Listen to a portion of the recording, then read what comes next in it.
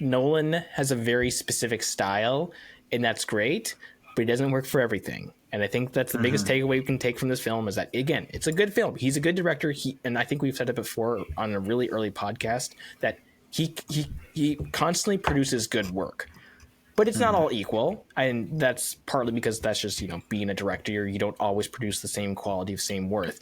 But also, like, his style is just he loves weird timey-wimey stuff, and like, okay, that's great, but maybe not for everything, buddy. Just like I think we've also said it before, like the most streamlined of his films is probably the Dark Knight trilogy, where it's like chronological for like the most part, but otherwise he always does like his special little twist, and most of the time that works well. But I think in this specific instance, it's not as powerful and as useful a tool in this type of telling of a historical drama for this type of what he's trying to do here.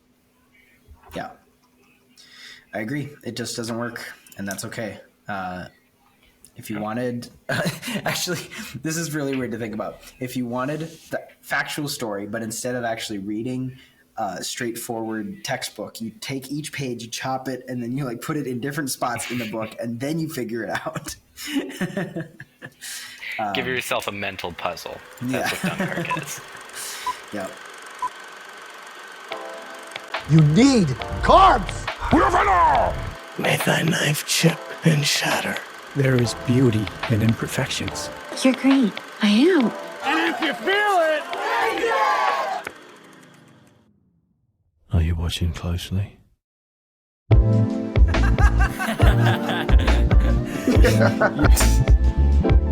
Is my lighting okay? Yeah, it looks good. It's very I think so. atmospheric. I think honestly you probably have Seth has got the green screen, so he can do whatever, but you have a very... What do you mean? I have a real room. It's completely real behind me. This is a real couch. Yes. I think I pointed the right way.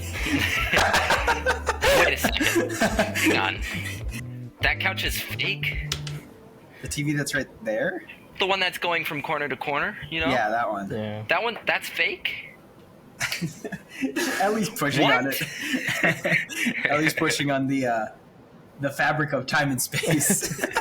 The ripple. She's the ghost. It's like that one joke or whatever, like, the fridge is a lie. You want to see what's behind the fridge? Nothing. Nothing. It's just a cardboard cutout. Oh my... Show us what's inside the fridge, Wayne. You want the truth?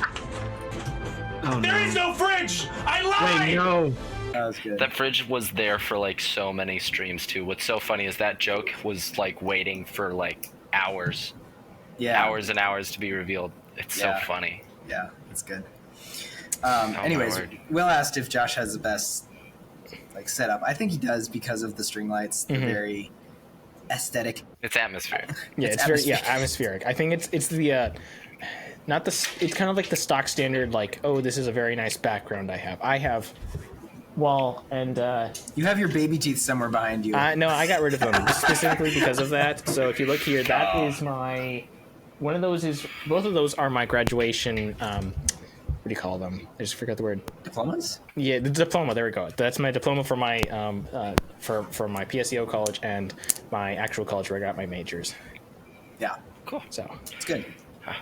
I miss my bookshelf. I love my setup right now. I like the lighting better, Yeah. but having just a backdrop of a bookshelf is really, really cool. yeah, and I miss that. if I could, I would probably do one of these days. I'm gonna actually get a green screen probably, but I would like to. If I could, I would do a bookshelf too, because I have a lot of books, and I could actually make myself seem cool by showing off all my old books and cool stuff. I don't know how to read. Josh, that was very Danny Gonzalez of you.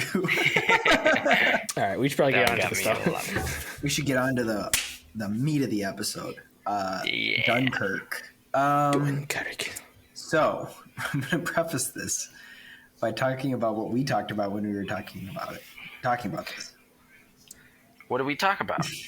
We talked about not talking about it, actually. Technically, yes. Not that we were going to forego it, but that this isn't that crazy of a movie. Obviously, it's more brain power to try and figure it out the first time you watched it. And then even my second time watching it, I still didn't enjoy it. Like, I was still putting the amount of brain power I was putting into it was not being overcome by my enjoyment of it, and that isn't fun for me. I don't know how many times you guys had watched it, but so this was your second, Josh? Yeah. And then Will, this was your first time. Yep, I just watched it for this episode. Okay, so I'm curious to hear what you thought, whether you knew the Nolan twist. You know, he has that twist, that moment. Yeah. Also, we didn't address that Zach's not here. He just got back from like a midnight trip to Tennessee, and he said he was very tired, and so we're going without him. He's temporarily disowned. He did not get kicked out of the Nolan Bros. Temporarily disowned. Only to be he will be readopted in the next episode. Yeah. Readopted. But that's kind of the point, is that he didn't care to miss out on this one. Like, that's not, it's not the biggest one. I'm thinking about the other ones. Like, people don't really talk about Insomnia. That's kind of the one that gets lost in the middle. And I have not seen that one. Me neither. It's coming up soon. It's one, it has Robin Williams in it. That's the only one I don't really know anything about either.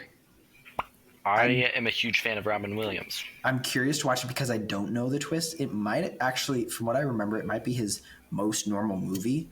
But I don't know. We'll review that when we get there. But even this one is like, I forget that Christopher Nolan made it. Not because of the style, because the style is very Christopher Nolan-esque. But it's just, it falls behind, I guess. And that's why Zach didn't care to be on this episode. He didn't want to push his own insomnia and sleepless mentality to talk with us. It's a good movie, but this is not a story I would have liked Christopher Nolan to try and do. Like historical, there's no aha moment unless you're Nate Bargatze and you're. Sorry, I just watched. Was that referencing something? It's referencing one of his comedy bits, and he's like, "Yeah, I don't know history." And you can tell because every history movie I watch on the edge of my seat. and that's the joke. It's like, yeah, when I watched Pearl Harbor, I was just as surprised as they were. That's the joke. But unless you're Nate Bargatze, you probably won't have as much of an aha moment for this. But yes, there's personal stories, like you have the sailors, and then you have like the sad scenes of what's his face hitting his head and like kind of the remorse there. But it's not a story I wanted to be Christopher Nolanized. Well, it's interesting that we're talking about this after Oppenheimer, and technically like a year and a half after Oppenheimer.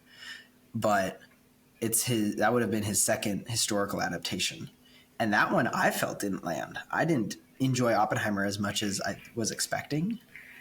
It's just a lot of talking, and actually the problem with Dunkirk is the opposite. It's not enough talking, and I feel like the split, the three different storylines, is more confusing to factual narrative, because like when you get it, you get it. I want Will to go next because you saw it for the first time. I don't know if you knew it beforehand, but having known the twist, like the one time that it explodes, or the plane explodes, I believe is the conjunction point. That made more sense when you saw the blue ship sinking before it actually sunk and all that. It just didn't hit, and I'm going to let Will have the stage now. Okay. The first thing I'd say just about Oppenheimer is that's an interesting point. I think that actually you don't really need a whole lot of talking for this one. I think that was fun. Again, like Josh said, it's a good film. I agree with that. But going into it the first time, I think you guys kind of poisoned me to being more disliking it because you said, oh, it's not as good a film. And I had that in the back of my head when I was watching this. So maybe that slightly altered my viewpoint of it, because I haven't watched it before and I expected it to be pretty good. And I think it's a good film, but I don't think that Nolan, like, I was kind of irritated throughout the entire time. I almost wanted to just shake Nolan by the neck and say, you don't have to do everything crazy time wobbly, buddy. Okay.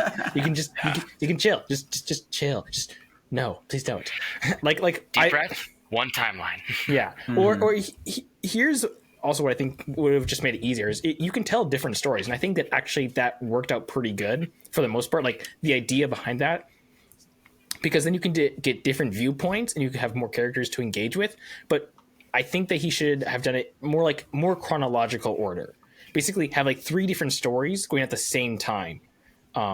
And like you can like jump around a little bit if you have to, but like then like Lord of the Rings or The Hobbit, yeah, right? where it's like you're following different people, but but then eventually they intersect, and that through following them, because again, like you like see like the plane, then you see like the pilot perspective, and then like you see the other perspective, and you're jumping across different time zones as well, and that makes it more confusing. That I don't think was as helpful. Compare this to like Oppenheimer, where I think that he's more able to get away with that because it's in a specific scenario where he's being interviewed and interrogated, and so you can kind of allow that a little bit more, and that works out a little bit better. But overall, I think what I did like though is he does. I mean, this is a very typical modern historical movie trope of like showing the horrors of World War II. I think he did a very good job with that. I did like a lot of the subtle nuances with a lot of the characters and like as you follow them.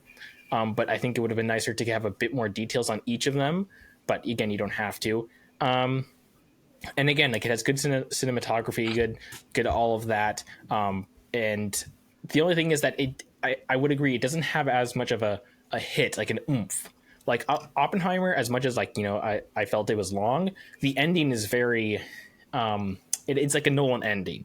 It's a very like not a twist ending per se, but like that the vision of like Nolan, like it all coming together and him like seeing the vision of like what he's done. That is a very like cinematic ending. I don't really know the best way to describe it. It's not like a shock ending, but and that's I didn't quite get that same feeling for that. Like the way that Dunkirk ends is I thought almost great, but there's just like the final scene is just plane burning, darkness, guy face, end credits. I was like, what? Yeah. Like I would have expected him to like maybe say like usually what they have for historical movies is the those final credit lines where it says blah blah blah 1,000 people were saved and Dunkirk was an amazing miracle or blah blah blah or something like that, kind of like they had at the beginning.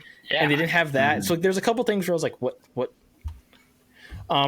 So yeah, I think there's just a couple of I think it's a good film and a couple of alterations would have made it better. But I do appreciate the fact that he actually covered Dunkirk, which I don't really think is covered a lot because most people focus on D-Day or the actual event. This does a really good, this from a historical perspective, does a really good job at showing like just like the brutality and the horror of it, but also not by being very explicit. It's just very somber and it shows a very good impact on everyone, both the ordinary citizens and the people who are actually there, and how just like it's a very kind of almost small set. You've got the sea, you've got the beach, that's kind of it, but just how much tenseness there is in the air, and you can feel that. And I do like how it's all kind of brought together in the boat and how all these characters, you finally see them come together. And just sorry, one more thing. It's an hour and a half, and I actually like that because it's like it's not 2 or 3 hours. I'm like, whew, I can get through this. I was like, wow, that's actually really short, and I think that worked out in its favor too. It's not like overbearingly long, even though it kind of felt a little long at certain points. But that's because you're following different perspectives, and they're able to tell a lot within a time frame that felt acceptable, in my opinion. Yeah. I will say that like camera shots and everything cinematography wise, when they're focusing on the character, the actors also do a really, really good job at portraying like whether you're deceiving someone. Like when what's his name? The blonde guy who had the brother that died. I don't know, dude. I'm sorry. That's one thing about Nolan films is he really doesn't hold your hand for names at all. No. So pretty sure it was his brother. 90% sure. Probably going to get that wrong, but the blonde guy that had his brothers die and then he lied to the soldier that killed him, like that is one of my favorite scenes because like you have camera angles and stuff that make me think, oh, do you think he actually believes him or is he just wanting to believe him so that he can feel better for now? And like they do a really, really good job at giving a lot of emotion for the very little dialogue that happens or the very little kind of storytelling. Most of it's just action or them trying to fill bullet holes in a boat or them fighting, or it's mostly action, but they do a great job at giving a lot of info in the very little dialogue, and I want to praise that because that's one thing I really liked. A lot of show don't tell. which is really down to the actors, I think. Especially like, for example, the French guy who we only know is French because he doesn't talk, and like that's only revealed later on. And like like one of my favorite scenes starting out was like when the main British soldier kid, we'll call him that, the one that the perspective that you're following for the on the ground perspective, like when like he's meeting the French guy for the first time, and like you just see a foot, and like you see that he's burying him, and you see that he's actually wearing that guy's shoes. Like you get all of that in an instant, and I think that's again a really good example of how you can use film greatly in comparison to other mediums, and how that film really excels in that.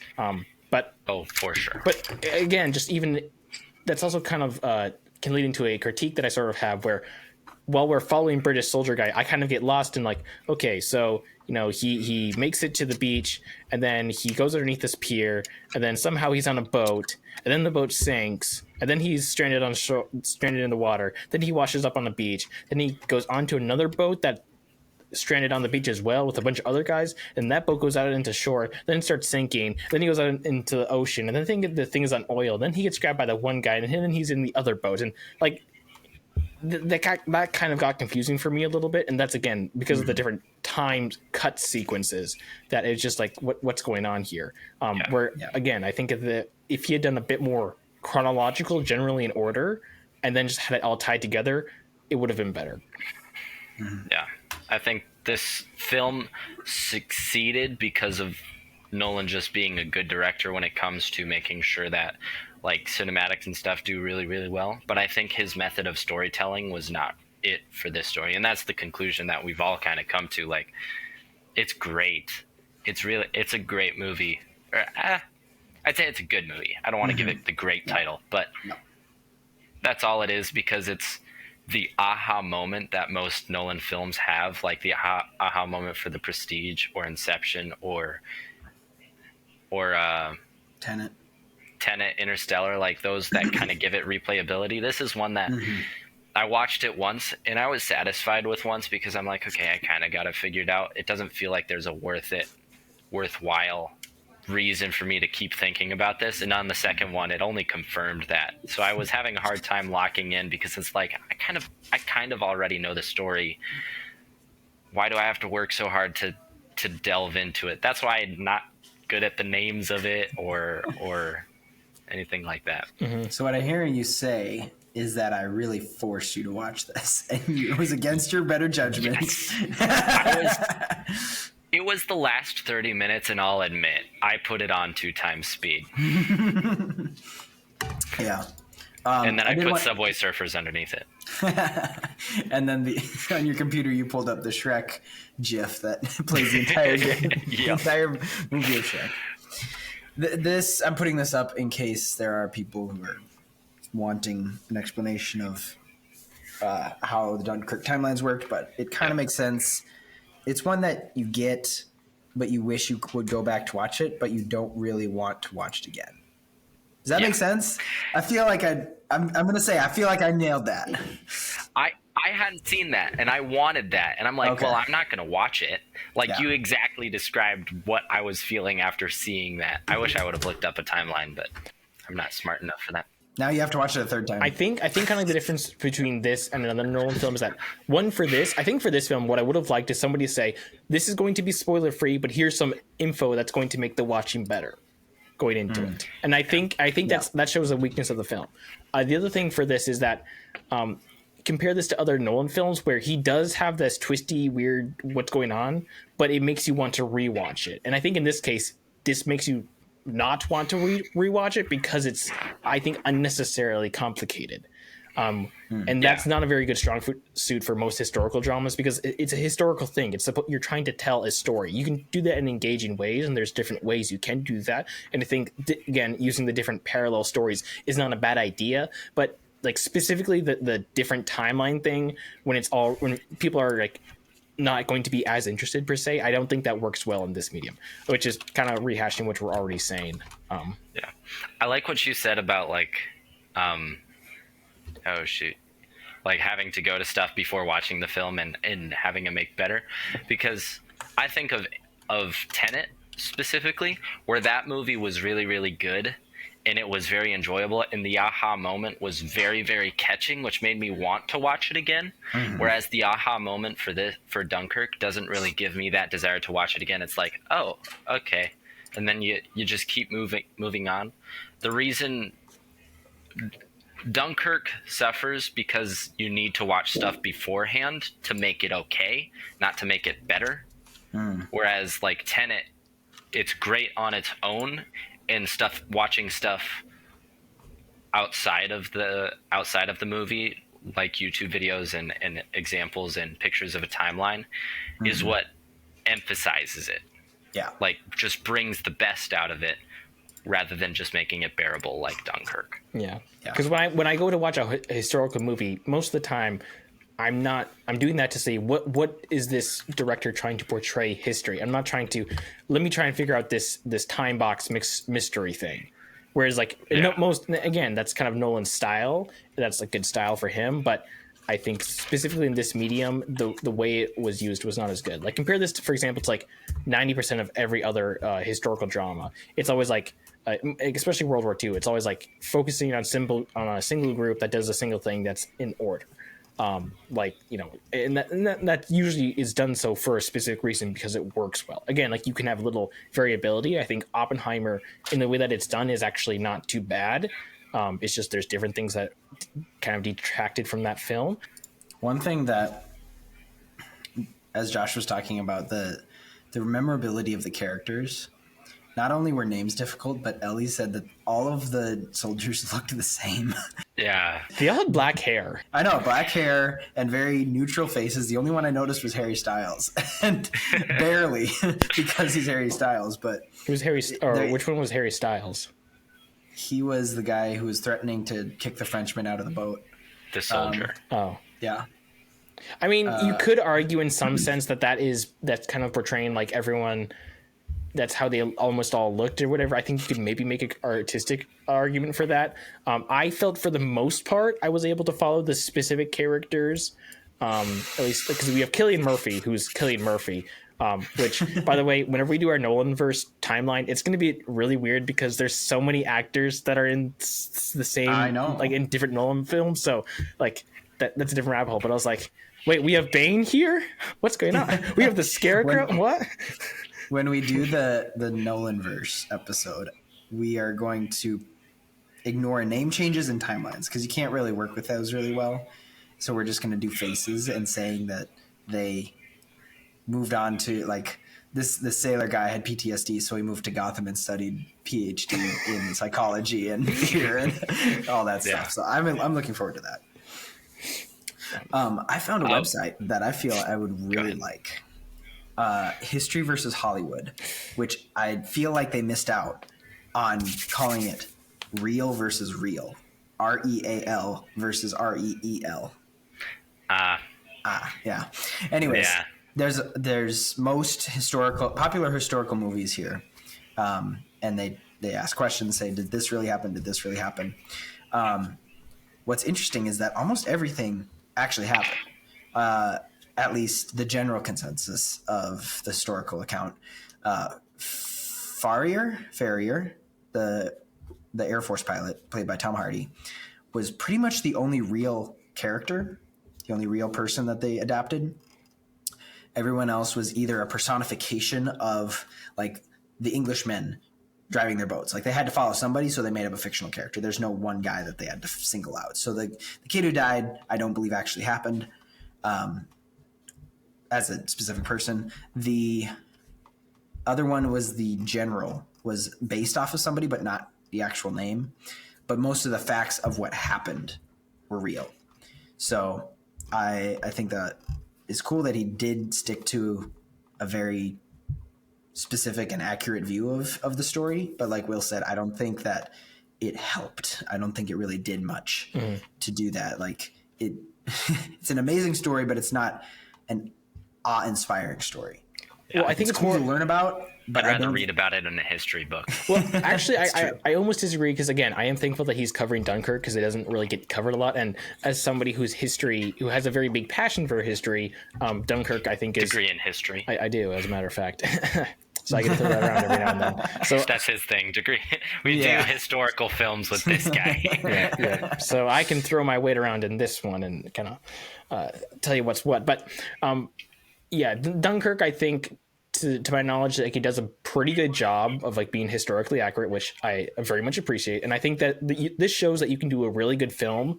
Again, maybe not a great film, but it's like a solid film that's historically accurate. And he does that by again personifying people, by focusing on, I'm telling the story of what happened. Like, this is true. Like, there are these soldiers who are essentially trapped here at Dunkirk, and they're getting surrounded, and like, you can see the fear and the tension, and they're trying to get home. And that's the big theme throughout the movie, is that it's so close, but we can't quite get there.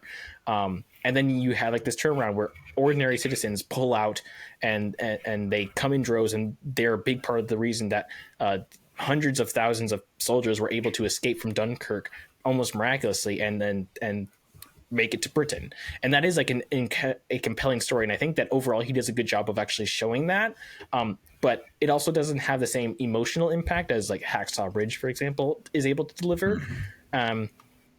But it's historically accurate, which is, I think, praiseworthy, and that's especially because there's a lot of films, especially recently, that have not been able to deliver in such a manner. And he does a good job of what a historical film, in my opinion, is supposed to do, which is present the story as accurately as you can of what the past is like, but make it palpable for the present audience. So in other words, you have to take people who are in the present and make them understand, this is what it felt like. This is what people were going through.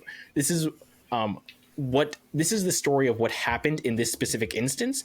And we through the medium of film, its greatest strength is making you feel a connection towards that. So like when you're seeing this one guy, when you're following this one guy who just wants to get home, and he keeps on going, he keeps on sinking, and these people keep dying around him, like you can feel that, you latch onto that better than if you're going to read a history book. And that's the great strength of a film. And I think for the most part, this film is able to mostly deliver on kind of that emotional impact. It doesn't fully, in my opinion. Again, like Hacksaw Ridge is an amazing film that does a really good job in showing you the horrors and the drama and all that. There's a lot of other good films like that, and this is a fine, solid film for in regards to history. But I think it let me rephrase that. I think this is a fine, solid film that is able to, for the most part, get you kind of emotionally invested and able to make you think about, this is what actually happened. This is what people went through. And I always feel that whenever I see people like on the ships drowning, like, because I was watching it with my parents, and like you just think about like, like going through that, and you imagine that, and that's what you're not going to get by just reading a text. Or when there's oil and people are either stuck between like, okay, either I'm going to drown or I'm going to burn, and there's no good option. And that's what people live through. That's what people went through. And that's the power of film, is being able to make you actually have a connection to the people in the past who went through that, and understand, this is what people went through to get me to the present. Yeah. That was bars. Yeah, there's my rant. There's a lot of bars. Had like 2 verses right there. I loved it. That was really, really good. I didn't think about that. At first I was thinking, man, I'd rather have this simplified, but you are right. And like, he did a really good job at portraying each personal like part of the story, which made me think, oh, this is more than just history. This is like people dying over this. This is like the heartaches that they went through, even though this isn't the picture perfect like heartache that each soldier went through, because this isn't exactly accurate, but this is a good idea of like what actually happened. Or I can use this to relate and feel some remorse for that battle. Yep. Even though I may have a really hard time understanding what happened on Dunkirk, I at least know it was difficult. Yeah. And it was emotional. Well, yeah, and again, like there's a thing between like too nitpicky, where it's like, oh, this isn't accurate, or this person isn't real. Like, yes, that's true. But as long as, again, it's mostly accurate to the best ability that you can be. But the main power is that you don't have to be so accurate that it's obnoxious, that you can actually have a connection to people who are made up, but who really personify what's more real. They symbolize the struggle, or the heartache, or the persistence and the things that these people were going through. So yeah, that's what I really like about this film, and most good historical films, if they're done right. Yeah. I wanted to talk a little bit about the heart that is hidden in every Nolan film. Sometimes it's a little more at the front, like I would say Interstellar. almost makes me cry every time. Yeah. I would say that Dunkirk has a little bit of heart. The relationship between Cillian Murphy and George. I think it's Georgie. George of the Jungle. George of the jungle. Because I think it's Georgie. The two kids. Yeah, Two kiddos. Barry Keoghan. I remember Zach and I talked about how to pronounce his name a while ago, and I still don't get Bless it you. right. But George, yes. George. And what did Cillian Murphy play? Or what? I don't know what we know his name. He's just Cillian Murphy to me. That's literally what he is. Shivering. He's the shivering soldier. Yeah. Well, actually, this makes a good point. A lot of these characters on here are just names, as in, sorry, not names, titles. Yeah. So I count 1, 2, 3, 4, 5, 6, 7 names, maybe 8, out of like a list of multiple people who had like their face in the lens quite a bit. So I mean, the fact that they didn't give a lot of them names is interesting. that's a Nolan thing too. Tenet's protagonist was called protagonist. Yeah. Well, and that's so- because like it doesn't really matter so much the name as long as you can recognize them. Because like we know who Cillian Murphy is. We know. Which you can't do because they all have black hair and look like a teenager. Well, that's Yeah. because they were. But anyways, back to the heart, with Cillian Murphy and George. Well, it wasn't George specifically. It was. I gotta look up the other guy's name. I think it was Mr. Jack or Jackie or whatever. Mr. Dawson. Oh, Is it Tommy? Fionn Whitehead? That's an unfortunate last name. I think it's Tommy, who was the other kid who, you know. My point is that after George died and Cillian Murphy, the shivering soldier, asks, is he okay? That character growth of that character, Yeah. that boy, is to say, yeah, he's fine, to avoid more conflict, to know what the soldier's gone through. That's what Mr. Dawson was talking about, is like, hey, he's gone through a lot. Go easy on him. So That was my favorite scene from the whole thing. Like that was really well shot, and that was a lot of heart, and I really liked that scene. yeah. The other thing that I like too, because that's a very personal one, because we follow this boat, and the boat is like the linchpin of sorts, where it all comes together with the pilot who crashes, and he's brought up there, and then the other British soldier kid who's rescued from the oil and it's like literally dragged away.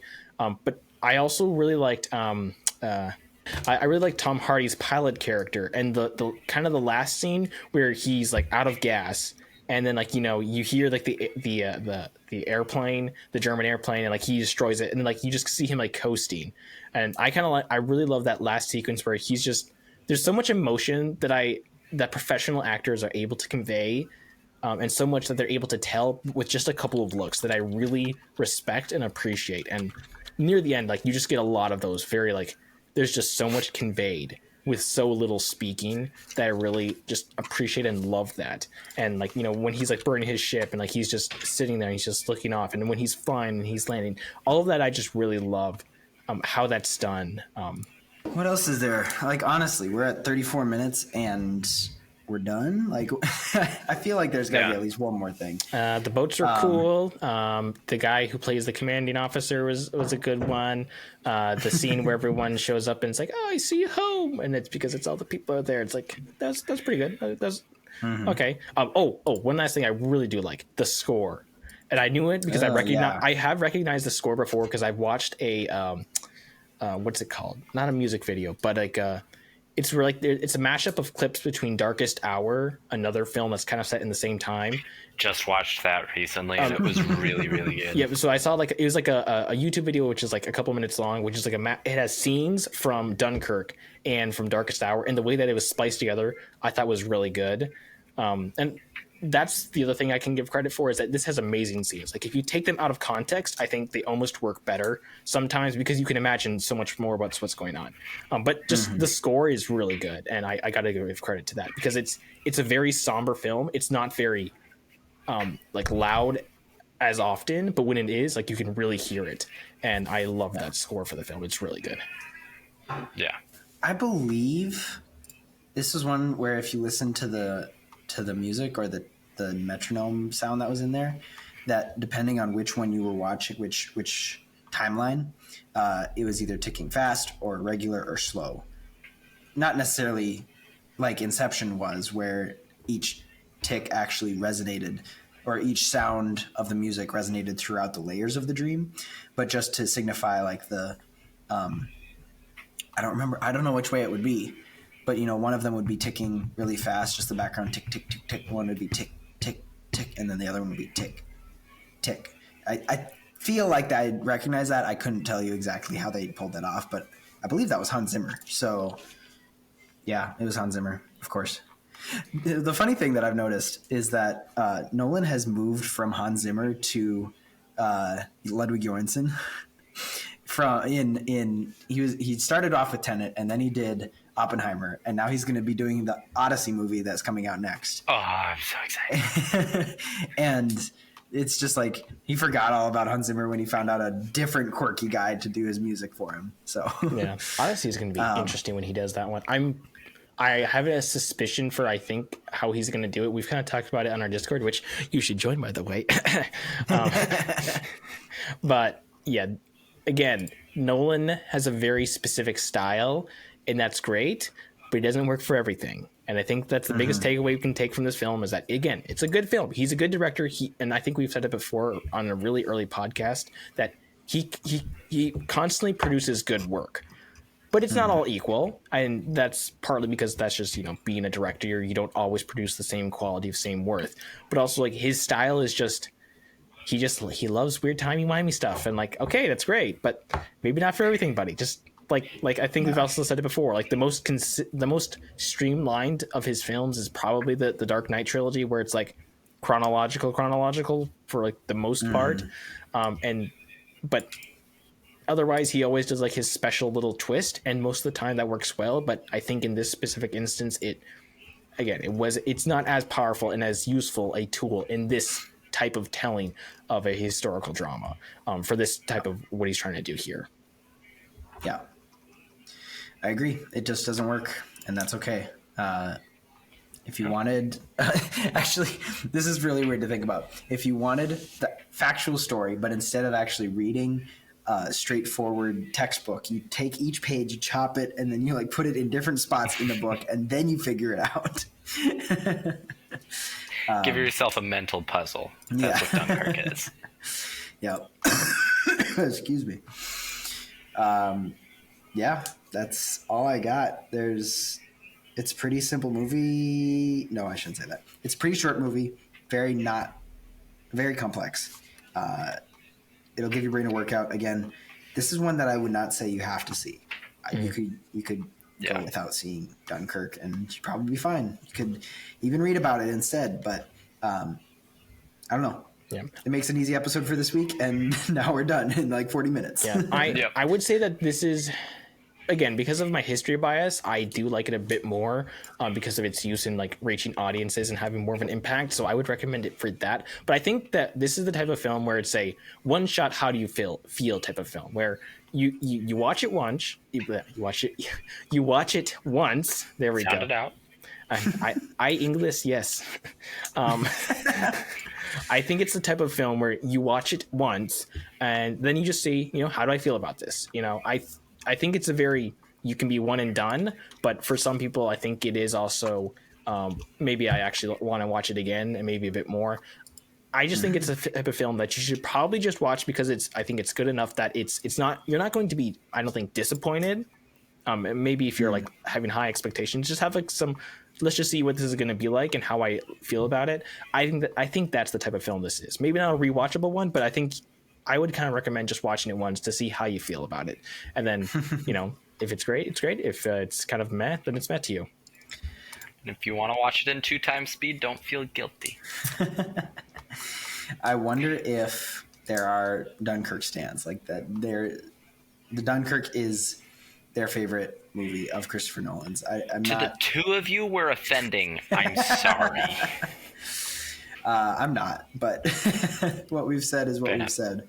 So I don't really mind leaving it at that. So thank you guys for taking the time to do this. Of course, not much